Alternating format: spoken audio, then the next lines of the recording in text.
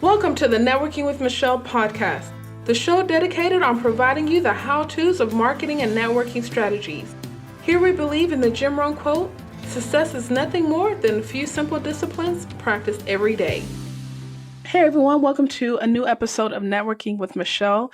Today's special guest is my friend, Asheli Atkins. This is a woman I admire as she is currently pursuing her PhD in sociology at Texas A&M University, where she is studying African-American entrepreneurship. You know, that's my thing, my forte. She also works with the Greater Houston Black Chamber of Commerce, where she assists in marketing and membership. We're both part of the HBLI, Houston Black Leadership Institute program. And Asheli, welcome to the show. How are you doing today? I'm doing great. I'm doing really well. Good. You know I'm envious of you and your knowledge. I admire her, and I was just like, whoa. No, seriously, I'm not even going to get on how I'm on the fence of the PhD program. But yeah, tell us about your education, your work experience leading up to this point. Okay, so I graduated from Prairie View A&M University. I had a degree in communications. And so with that, I was interested in like planning and events because I wanted to actually go the entrepreneurial route. Like I was interested in PR and all this other stuff. And I was like, I want to open up my own business. And, you know, just the excitement that goes along with being an entrepreneur, I kind of fell into that. And so after a couple of failed attempts at trying to start my own business, I was like, okay, maybe this like industry isn't for me, specifically, you know, event planning and all of that. And so I was actually working at Prairie View at the time after I graduated, and I worked there for 6 years. I was teaching a leadership and ethics course to pre-med students. And so I did that for 6 years. But during that time, I went back to school to get my MBA because I was thinking, well, maybe I need more knowledge on how to run a business. But from getting the MBA, I learned that I'm not truly interested in running a business. I'm more interested in this process that is entrepreneurship. And so from there, I started studying and analyzing these different businesses out there. So whether it's like Black owned, you know, grocery stores, Black owned, beauty salons, whatever it was, I started just really assessing them and figuring out like why some of them succeed, why some of them failed. And that's when I realized, okay, I need to get closer to the Black Chamber. So I applied to work there. They hired me on the spot. Actually, I did an event for them and they hired me on the spot.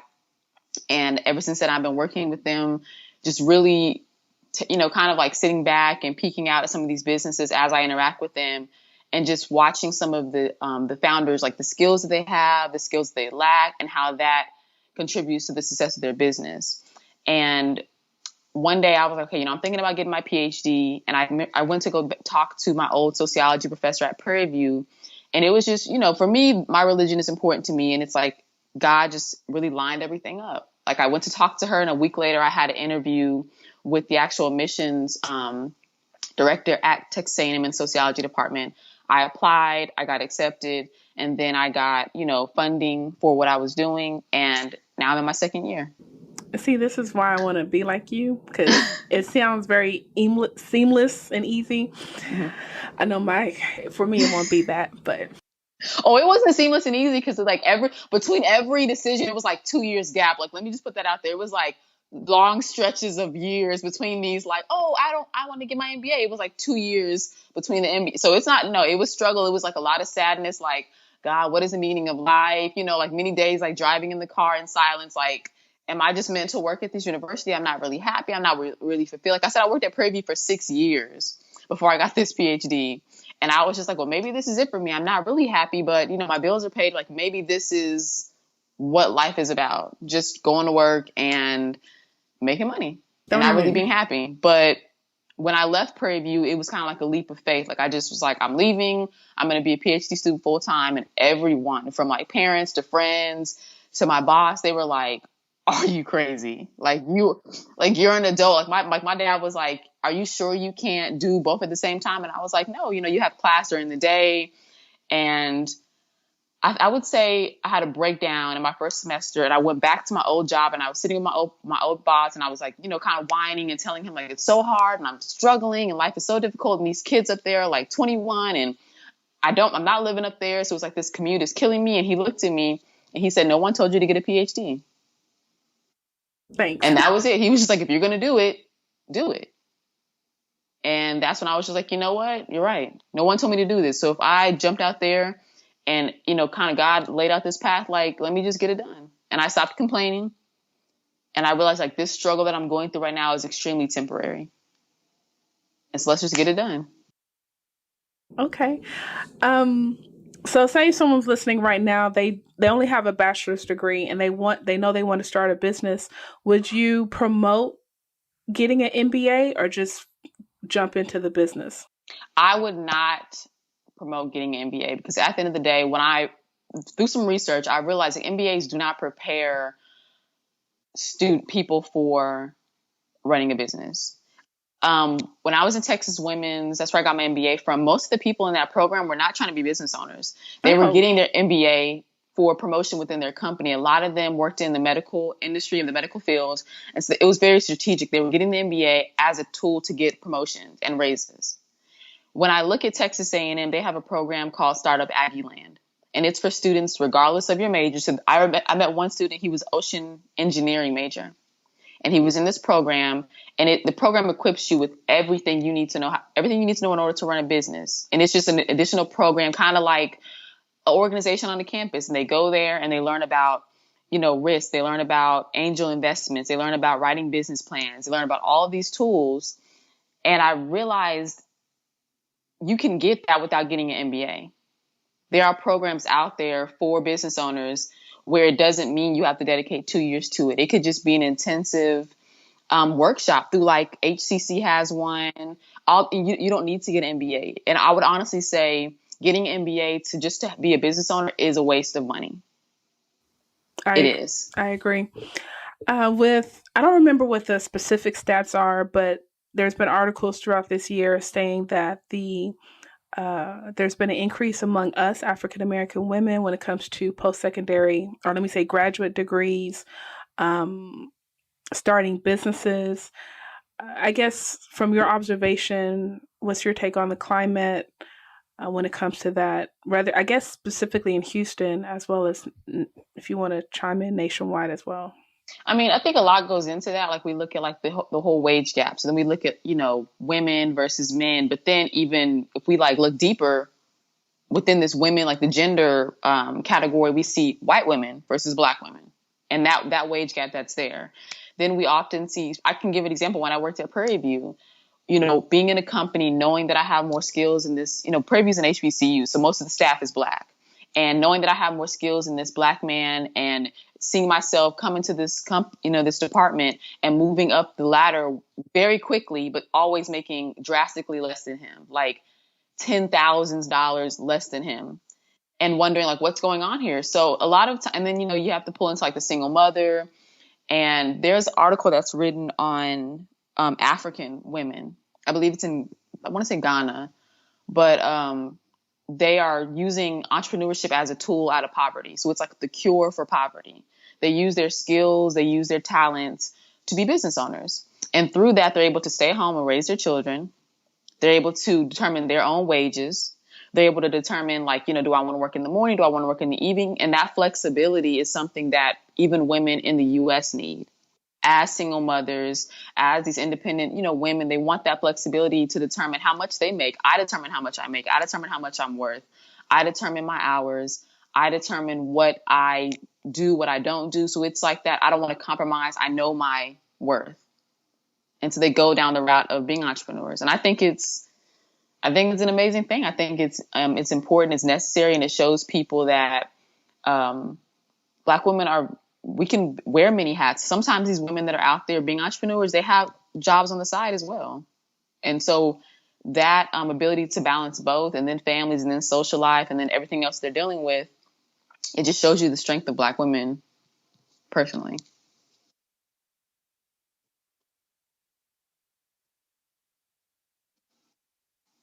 Being that you got your undergrad at PV and now you're at Texas A&M, um, definitely different curriculums. Right, we can't. There's no way we can compare undergrad versus a graduate program. But culturally speaking, what are some of the pros and cons that you are experiencing? I love this topic. I just really do. I have this conversation with people all the time. it is the most sobering experience of my entire life. So I'll start with this. I was a military brat. My father's in the military, so I've never been in a situation where I was in predominantly Black anything. Because I lived in Okinawa, I lived in New Mexico, so I would either be the only Black child or I'd be like one of two. But it was never like the only Black child amongst all whites. Because in the military, you have kids from like Somalia, you have families from Korea, so it's like diversity. Like you just immersed in these like diverse environments. So I've never really understood, and that's part of the reason why I joined HBLI, because I needed to understand the importance of Black. Like what does it mean to be Black? And so for me, it's in sociology, they call it like the like racial awakening. It's like phases that you go through where you kind of awaken to the fact that you're, or whatever your racial or ethnic background is. And so it's like a 3-step process. And usually for some people, it never happens. Like some people live in these communities and it's not diverse community. So they never understand like what it means to be a certain race. And so it wasn't until I came to Houston, Texas, that I finally understood what it meant to be Black. And so I went to this HBCU and all these different Black people, and I'm just like, wow, like, okay, hey, Black people, like, just all right. And it was like pros and cons with that. But stepping away from PV, I would always see people be like, I love my HBCU. I love my HBCU. And I'm just like, it was cool. Like it was all right. Like I didn't have the HBCU love until I went to Texas A&M.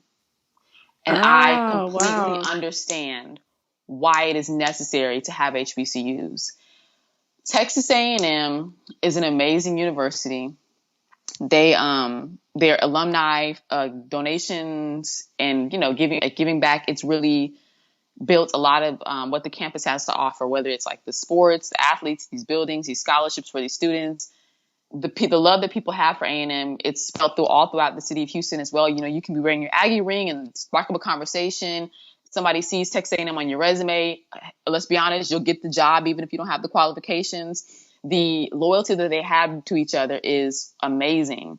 But the diversity on that campus, the concern for students of color, the concern for students that are immigrants, the concern for students of different religious backgrounds, whether it's Jewish, whether it's whatever it is, if it's not like this Christian walk, then there is discrimination. There is a lot of sweeping discrimination under the rug by administration.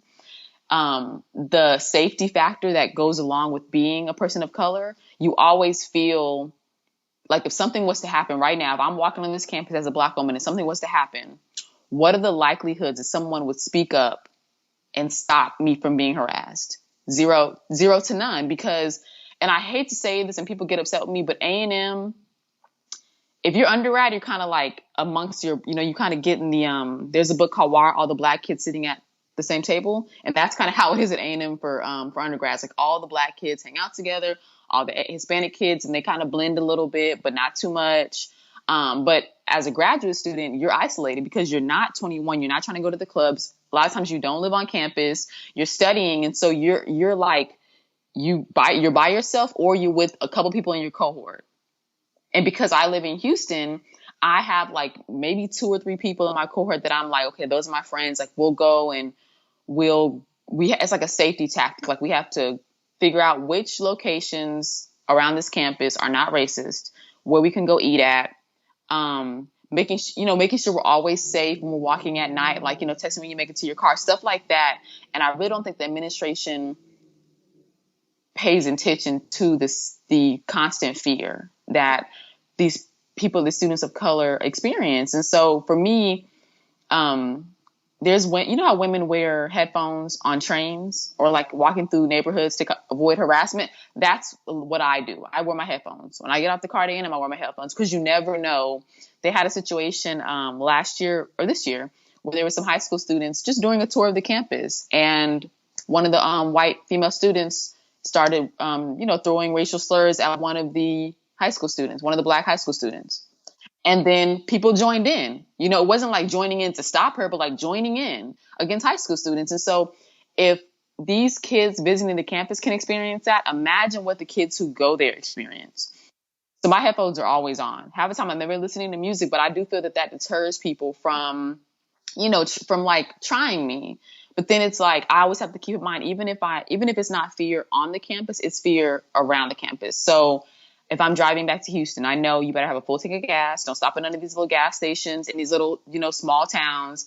Don't speed because these police officers around here. And it's just like all these things that I think about. Like, I think about how I dress. Like, let me make sure I dress a certain way to like not reinforce stereotypes. Let me make sure when I'm on the elevator, I'm not like blasting this music to reinforce stereotypes. Cause somebody just got shot was a couple of years ago for listening to music. The man, things like that. And it's like, you never know. And I really wonder, it's like, even if something was to happen to me, would justice be served?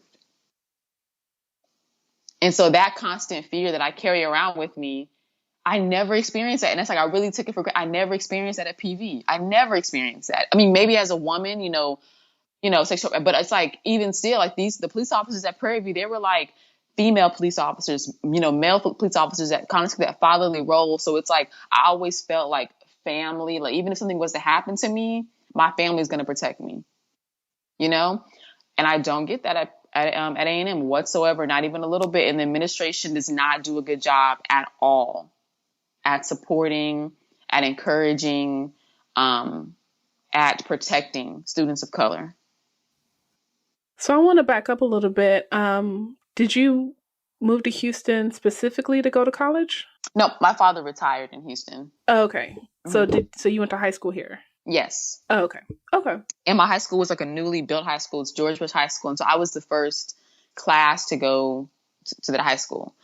And it was extremely diverse, so it was like, okay, you had kids being pulled from all these other high schools into this one high school. And so we had a mix of students from all over.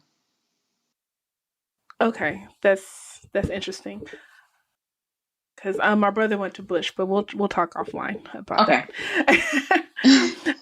So working with the chamber, what have you seen, or what have you been able to carry, I guess, between the chamber and your program so far when it comes to African American entrepreneurship, like the parallels between the two?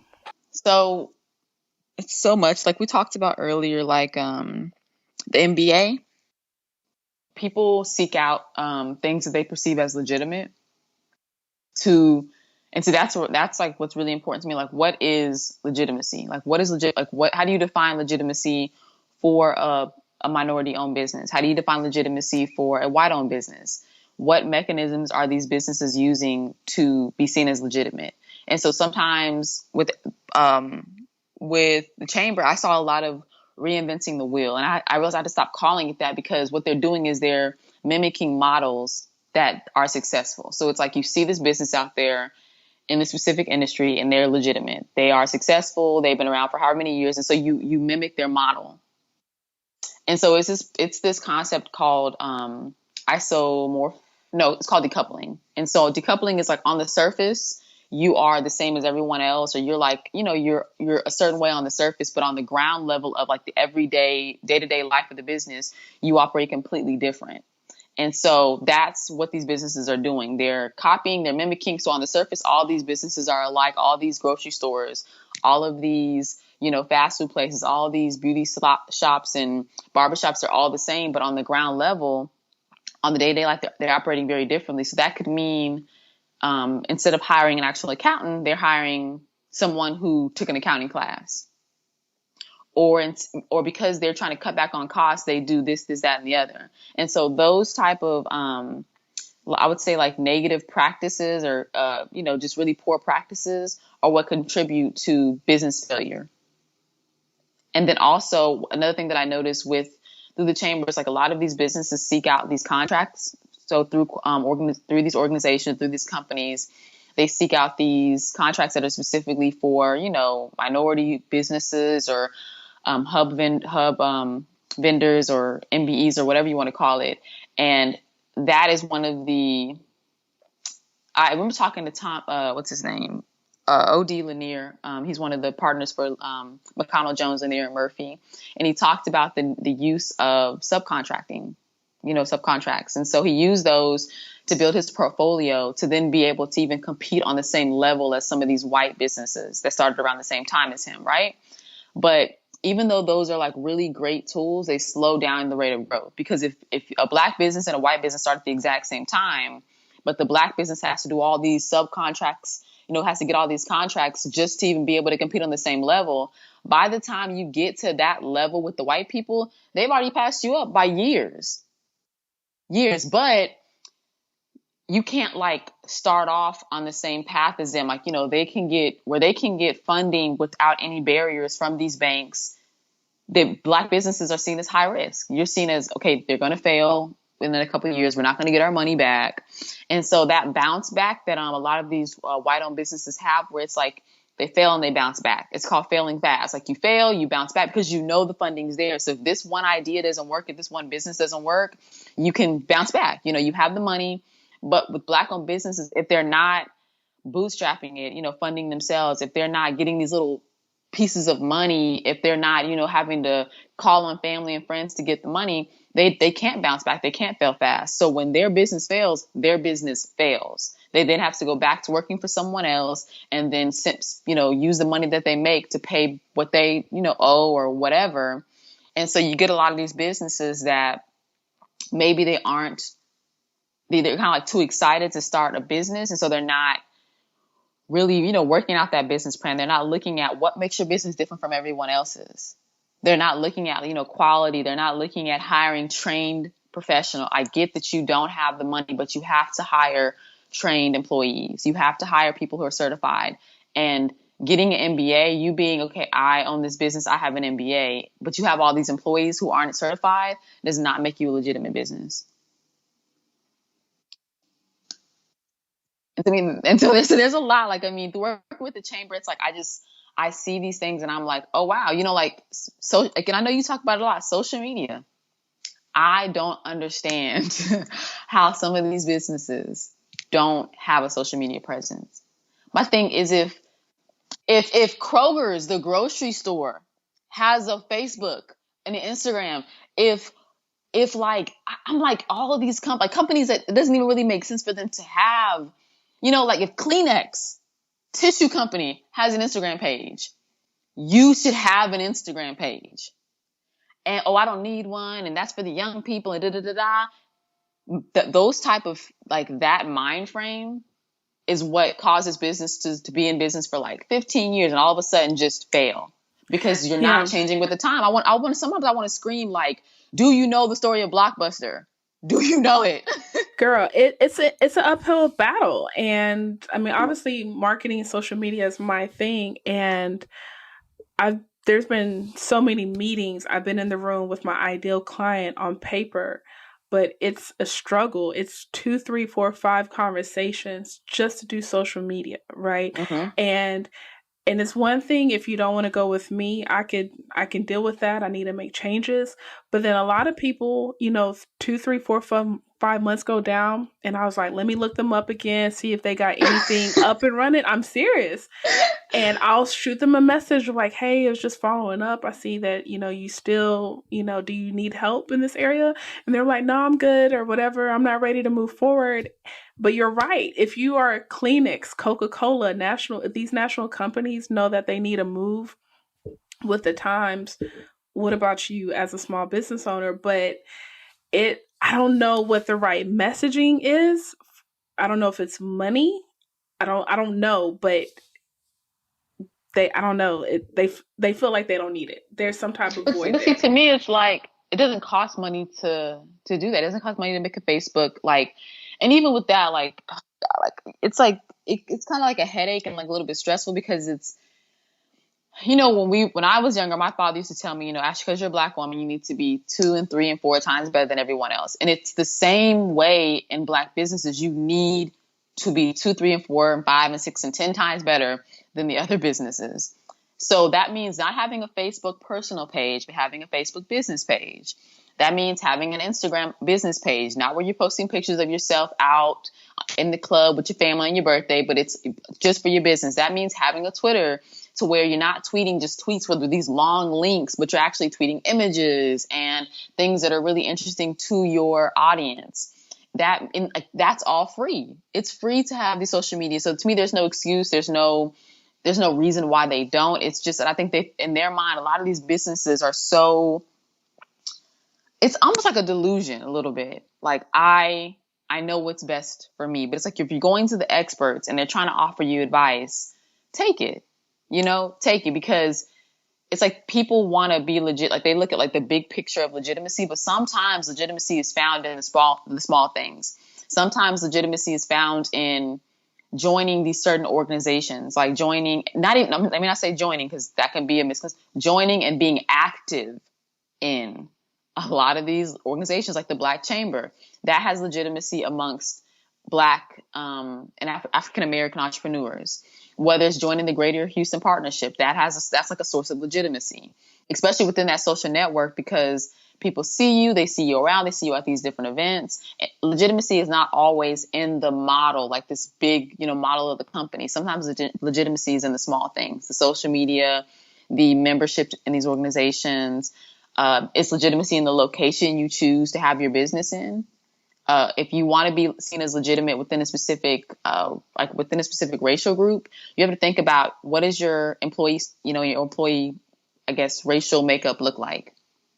If you're trying to target white, customers, all of your staff are Black, how does that, what does that do for them when you're targeting them? If you want to target, Asian American, customers, but you're located in a predominantly Black neighborhood, small things like that.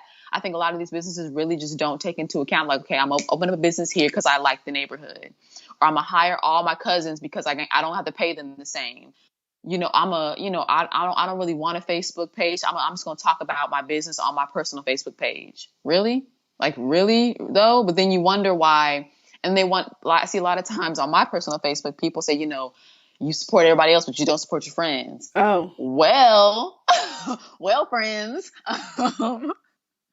let's talk about it. Like, let's talk about it, friends. Let's talk about the quality of your work. Let's talk about all these things. Let's talk about how when I come in, sometimes I get an attitude from your cousin who she doesn't really take this job seriously because she knows you ain't gonna fire her. yeah. And it's sad that it's like these it's like, it's like not to bash Black businesses, because there's a beauty in Black businesses. Like, I had a meeting recently with John Guest, I believe it's the third. He's the founder, the president, owner of the Guest Group. And the beauty in his story of being the first Black realtor for the city of Houston, turning that around to opening up his firm.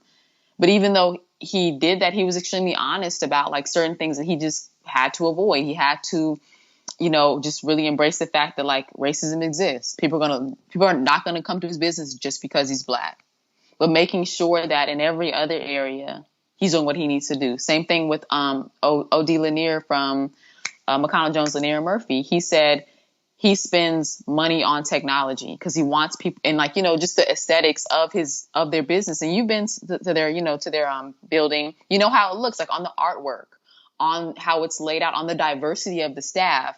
He really had to put thought into that because he knew the audience that he wanted to target. He knew the customer base he wanted to target. So he wants them to walk in and be like, wow, this doesn't look like the stereotypical Black business, or what I thought in my head this Black business was going to look like. They have all Apple computers. They have a very diverse staff. They have beautiful artwork all around this office, and because sometimes those small things, even though it's like, what does computer matter? What does artwork matter? What does diverse staff matter? It means something to people because people are looking for reasons not to use your business.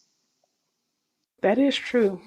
God, I love what you said. I kind of feel like everything goes back to what you said earlier. It's like, what do we perceive as legitimate? Mm-hmm. Um, and it's so small. It's being consistent. Those small details that a lot of us are overlooking, but those are the things that's gonna start with the groundwork. Like, because how you do one thing is how you do everything. Yeah, exactly. But I mean, when we look up businesses now, I think for our generation especially, we find them online on social media. Like, before we even go to their website, I know for me, with this, I do the Houston Black owned business Instagram page. And so most of the time I go and I look for them on social media before I even go to their website.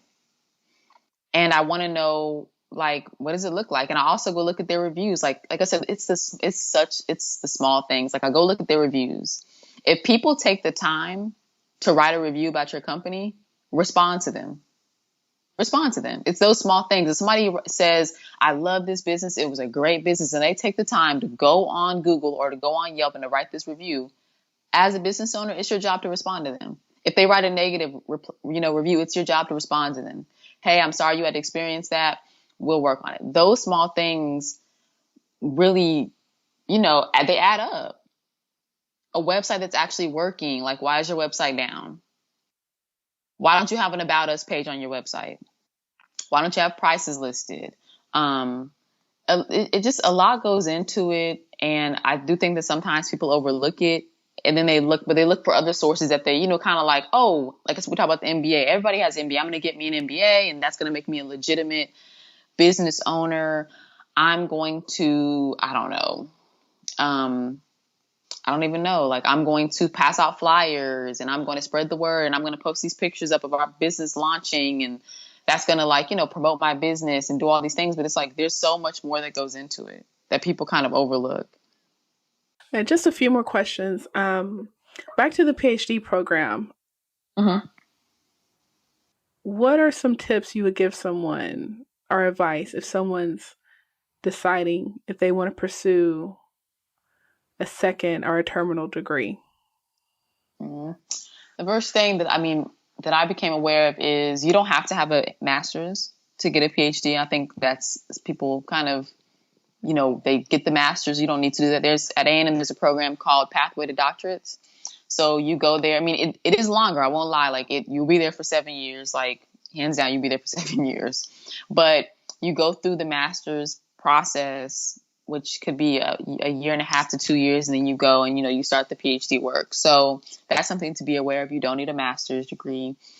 I would say go with the university that's the best university. Like, for you. Don't try to go the quick route. Like, oh, I'm gonna get my PhD online. No, especially if you're in like I'm in sociology. We talk about race. We talk about all ethnicity. We talk about quantitative and qualitative research. We talk all these things. You need to be in a classroom setting. You need, especially when you're talking about race, you need to be in a classroom setting to have these conversations, to experience this comfort of of being the only Black woman in these classrooms and having to talk about what it means to be a Black woman. And, I would also say, if you're going to choose like the best university, whatever you perceive as the best university, if it is not made up of people that look like you, embrace the discomfort. Embrace it. It's like, I'm not there to make friends. I'm not going to this university to make friends. I'm going to this university to get a PhD. So embrace it. Just push through. Don't let it stop you. Don't let it stop you from applying. Don't let it make you drop out. And then also, I would say, know who you are. Like, know what's best for you. Because when I first started going to A&M, the professors, they told, and like advisors, they were like, oh, you need to live on campus. You need to move out here. You need to. And I was like, I am not moving to College Station. And I had to, but I promise you, Michelle, it was like my first year of like constant conversations of looking them in the face and saying, I'm a grown woman. I know what's best for me. I'm not moving to College Station. I'm not moving to Bryan. I'm not moving anywhere. I'm living in Houston, and I'm willing to sacrifice that 1 hour commute. I'm willing to do it. And so just know what's best for you, and really stand your ground, really stand firmly, because a lot of these programs and a lot of these advisors, they try to do things like the cookie cutter way. Like, oh, it works for everyone. And what works for some people, it's not going to work for you. And then I would say, with the PhD program, if you get into it, know there's this like, what is it called? Imposter syndrome. Girl. I never knew about it. I'm like, what is this feeling? Like, why do I feel like somebody's going to walk in the room and be like, hey, you girl, you don't belong here. Get out. Yeah. And I'm like, oh, and so I started like talking to some people, and I'm like, okay, I get it. I get why I constantly feel like somebody's going to be like, excuse me, we mixed your application up with someone else's. You can go ahead and get out of here. I would always feel like that. I'm like, they're about to walk in and be like, what are you doing here? But it's being in these places where you're surrounded by people who are high achievers. Yeah. And so um, use imposter syndrome not as a way to like psych you out or to make you feel less than or to, to compare. Use it as a tool to keep you humble. That's how I use it. It keeps me extremely humble, knowing that I'm walking into these classrooms and I think I know what I'm talking about. And the professor's like, no, that doesn't make sense. And I'm like, okay. Like, I use it so I can remain humble, because along with getting this PhD, people, one thing that I've always heard is like, oh, Dr. Atkins and Dr. Atkins. It's like, y'all don't know, like, this is the most humbling experience. Like, it's like the constant, every day you feel stupid. Every day you feel dumb. Every day I'm at A&M, I feel dumb because you're in these rooms where one person knows more about a specific topic than you do. You might know more about another person. You might get up to speak, and your professor, who knows more about this than everybody, like goes in on you about how you're moving in the wrong direction. That's the wrong theory that you're attaching to this, to this idea. But it keeps me humble. So I would say be aware of imposter syndrome. Don't let it, suffocate you, or don't let it take you out. Use it as a tool to stay humble. And if you're not 100% ready, don't do it. Because within the first semester, I had a cohort of 14 people. Within the first semester, 5 people dropped. Like, they just dropped out. And it's because just because you're getting your PhD, just because you quit your job, just because you're all in focus, doesn't mean life stops. And you can't stop life from happening. So that means if you're married and you're getting a PhD, figure that out. How are you going to really, still pour into your marriage and put 100% into this PhD? Some people in the program have kids. How are you going to do it? You have to really be prepared before you walk, kind of like take this leap out there. For me, I tried to like have the superwoman like mentality. Like, I can do everything. I can have a social life. I can have 2 jobs. I can, get this PhD. I can still hang out with all my friends. And getting a PhD is the most selfish thing you will ever do in your life. And I didn't realize like how often I have to say no to everyone, to family, to friends, to opportunities. When I tell you, it's like, as soon as I got the PhD, Everything's popping. opportunities started flying out. Yeah. Oprah's like, hey, Ashley, like, hey girl, like, you want to come? I'm like, oh, Oprah, no, I can't, like, opportunities start flowing from left and right. And you have to be, it's like violently selfish. Like, just no, you're just like constantly saying no, turning down opportunities. You have to do it, because if you say yes to one opportunity, if you say yes to one friend, like, I know for me, it was like a friend came in town and I'm like, oh yeah, girl, come in town. I can do that for you. Like, let's hang out this weekend. One weekend spent hanging out with your friends can push you 2 weeks behind in the PhD program. Oh my gosh. And I didn't realize that. I'm like, okay, I'm about to hang out with my friend, like, I had just started. So I didn't realize, like, I had just started this PhD program. I didn't realize a weekend. Yeah. Oh, is a weekend of work for a PhD program. It's life or death. It's if you don't do any of your work on that weekend, you will be 2 weeks behind, and you will be like, it just, don't cause yourself to be unnecessarily stressed. And I was doing that because I was saying yes to going to this networking event, and yes to this friend coming in town, and yes to this opportunity. And before I knew it, I'm behind on my schoolwork. And it's not like, people really kind of connect this bachelor's degree to this PhD life. Finals and PhD are not when you walk in and take a little test. Finals for PhDs they're 3, like, it's like somebody gives you a piece of paper and says, okay, here, get this back to me in 3 weeks. And it takes 3 weeks to get it done. It's not, let me just go in here and take this little test for an hour. That's not what it's like. And it's a misconception. So your friends people who are not in these programs don't really understand it. So when you say no and you tell them I'm doing finals, and it's like 3 weeks later you're still doing finals, then they get attitudes. You're going to lose friends. You're going to lose friends, and you have to be okay with that. Yeah, I mean, that's how I feel about entrepreneurship, but Mm-hmm. yeah. I mean, you lose friends in entrepreneurship, of course. Like, once you start your business and you want to know who supports you. Yeah. And then these people that, have been like, oh, team you, they're not supporting you. They're not posting stuff, you're like, are you really supporting me? And they're not. And then also with entrepreneurship, beyond support, it's like people that are actually growing as you become an entrepreneur, even with the PhD, as you go out here and get a PhD, you realize some of your friends, they're not your friends because they see your growth and your success as competition.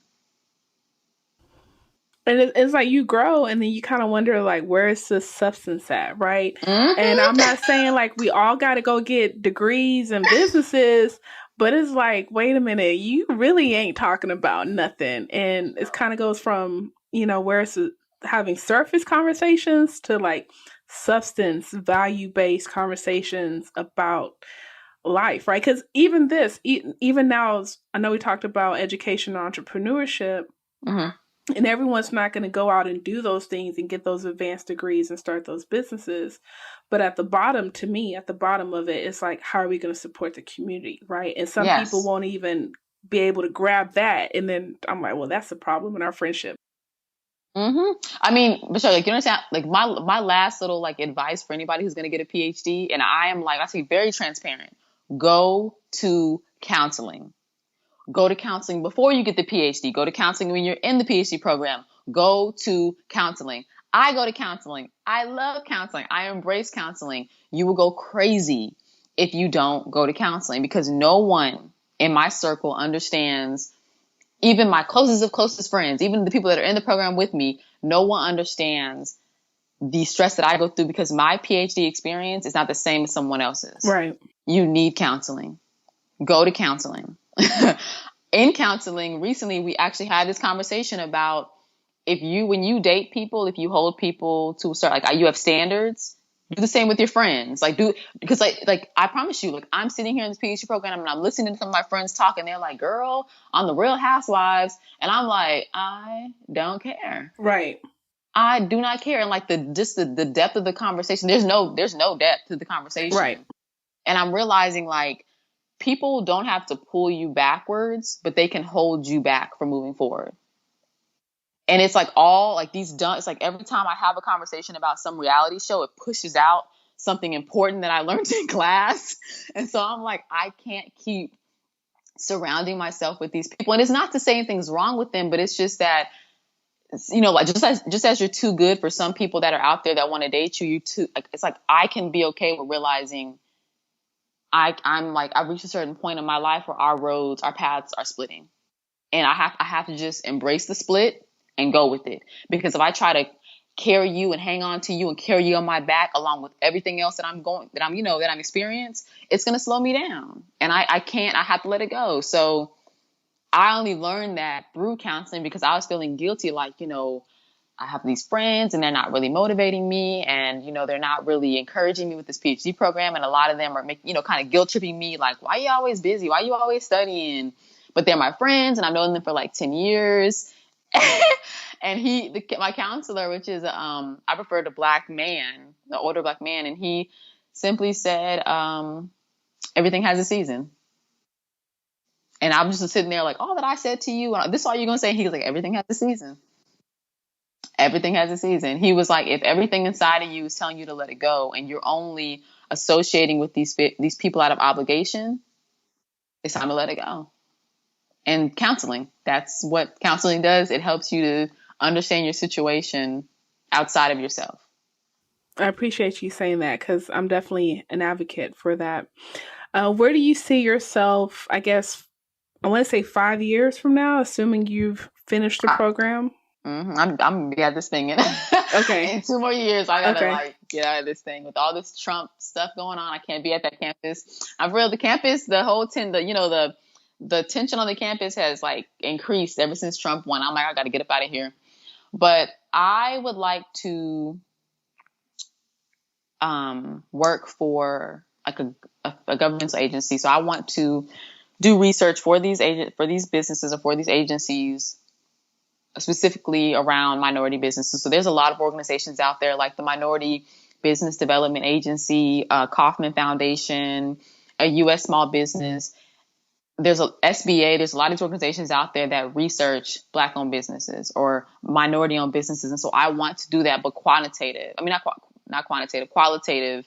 So learning about their stories hearing their stories and learning, because, doing quantitative like numbers work on Black businesses, like, oh, on a scale of 1 to 10, how often do you experience racism? Like, does that really capture it? No, let's hear their stories. Right. And so I want to do that. I want to work with some of these Black chambers around the U.S. There's so many Black chambers around the U.S. I want to work with them and assist their businesses, and really sit down with these businesses and really go through like why they need to use this mechanism or this tool or this practice to be successful, why they need to let go of these habits to avoid failure. And so really, coaching and coaching and counseling and consulting some of these businesses. And then as well, I would like to be a college professor. I think that's important. I don't know if I would do it at a predominantly white university. I would prefer to do it at HBCU, because one thing that I have realized is that HBCUs don't really have entrepreneurship programs. They have maybe a course, but they don't have entrepreneurship programs outside of the major. So allowing these students to be whatever major they want, but then having like a really, like A&M's is an incubator. So these kids are in this building whenever they want, Monday through Monday, Sunday through Sunday, sun up to sundown. HBCUs need that as well. Is there a way for people to get in touch with you if they want more of Dr. Atkins? I'm an introvert, so I'm like, nah, don't get in touch with me. No, find her. You can find her 2 years from now. Okay. Yeah. When she's done. Yeah, but if I'm 2 years from now. So I would say you can follow me on Instagram. I have an Instagram page. It's at HOUBLKBUS, and it stands for Houston Black-Owned Businesses. Once again, that's HOUBLKBUS on Instagram. You can find me on Facebook, but I probably won't accept your Facebook request if I don't know you. And I guess I should say, look out for me. Look out for my work. I'm actually looking to publish within the next year a couple of articles, on minority businesses and the U.S. Census, and that's a whole other story. And so just look out for me. I'm out there. I try to stay under the radar, but I like to be behind the scenes doing the work, not really on the stage. That indeed. Well, look, I want to acknowledge you. I know you, but I didn't know what to expect on this interview. So I'm definitely going to have to bring you back. Because it's just a perspective that, obviously I don't think I've shared or been able to hear from other guests. So I really appreciate just you being open from the education and the entrepreneur standpoint, and, realizing that you don't have to run a business to be in business, right? There's other ways to support the business community as well as the African American business community. So thank you for all of your work, all of your service here in Houston. And the last question, how do you define success?